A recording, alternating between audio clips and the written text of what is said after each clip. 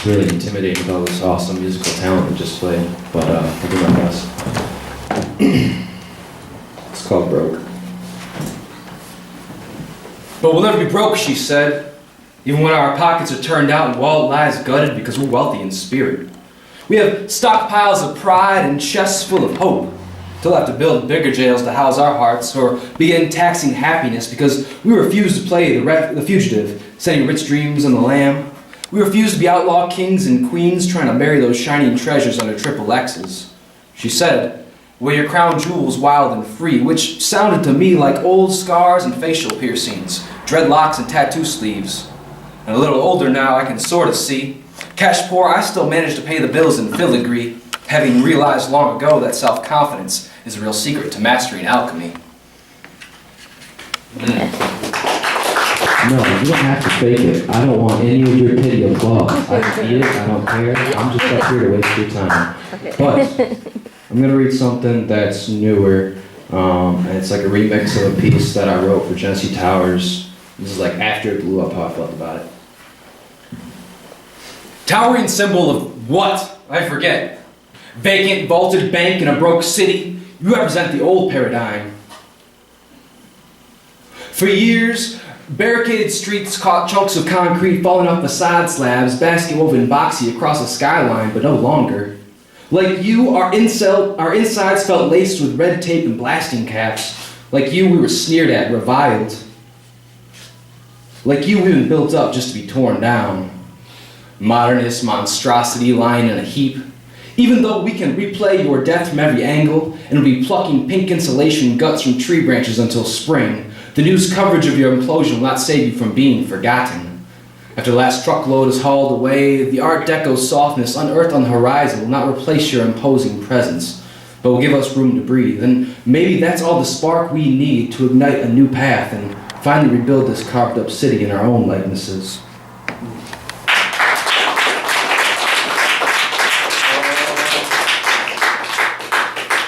I guess I will end. You want me to read that one you were talking about? I like it. Okay. He likes it, so you're gonna like it. By the way, it's my new book, All Power to the Peepholes. My one, Kenny Little, the back of the cover art. See what I'm getting? Awesome artist. If you want a copy, it's $3 or $4. We can talk. This is called The Ode to Lowell Junior High. Charged me $5. I charged you $5, but you got it.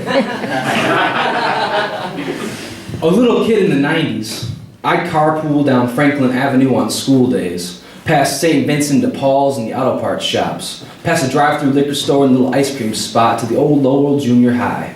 Back then I'd run around the first floor hallway, past the ornate metal stairwells and gym where the polished wood floors echoed three-pointers or dodgeballs falling like artillery shells. I remember one October evening when my Cub Scout troop sat on the concrete stoop out back behind the school, carving jack-o'-lanterns for Halloween. Mounds of orange flesh were scooped onto the lush grass next to us. A colorful, pulpy scale model of the auto parts yards over the barbed wire fence. Not so many years later, in need of a scrapyard part, I drive myself past what's left of the old Franklin Avenue business district, Davison back up to Dort, seeing craterous, brick-lined puddles moldering in the rain, past the tall grass and blackened trees, past the curb breaks leading to newfound fields with street names, a city looking scary with guts carved out into a scrapper's smile and backlit with an arsonist's candle. Lowell, the 1920s brick behemoth on Montana Avenue, still stands behind its soccer field by the fence, separating it and the scrapyards, which are one of the few industries still profiting from the boomtown blast radius fading fast.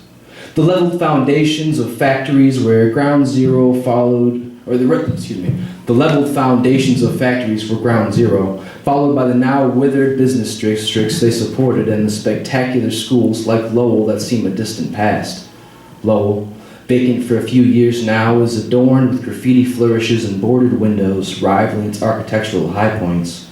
Gouged out and gruesome, a grinning jack-o'-lantern gourd pouring candlelight onto the sidewalk from the cavity in its chest where a heart should be. A towering smokestack without the foliage of a furnace still stands like a petrified stump clear-cut in the forest of Flint's forgotten industries.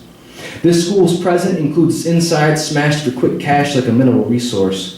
Education these days is less of a priority than the destructive dismantling of this aging community in search of economic stability. A late November refugee from a rain-streaked Halloween, the school stands, but sadder looking now, like a frostbit pumpkin's meatless lean.